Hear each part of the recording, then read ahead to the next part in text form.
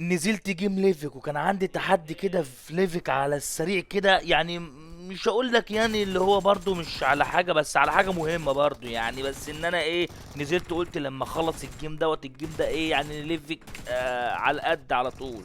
وطلعت ليفك ولا على قد الايد ولا على قد المسؤوليه اصلا، اقسم بالله يا جدعان حصل معايا حاجات. انا كرهت التحديات كلها عامه، كرهت التحديات كلها عامه يا اسطى. انا اللي اعرف اللي بيلعب ليفك ده بيلعب ب 20 فريم، ب 2 فريم 3 فريم، هربان من الجيم بتاع الكلاسيك اللي هو الكبير اللي هو رينجل، عشان ما بيعرفش يسد مع العتاوله اللي زينا. اتفضلوا اتفضلوا.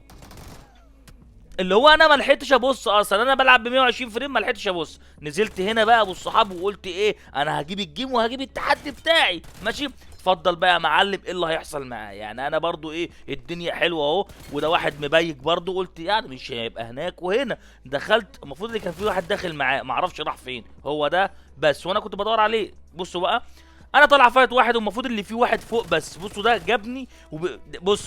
شبلانجا. بيقول لي شبلانجه. ايه شبلانجه دي يعني؟ شبلانجه دي مش فاهم يعني.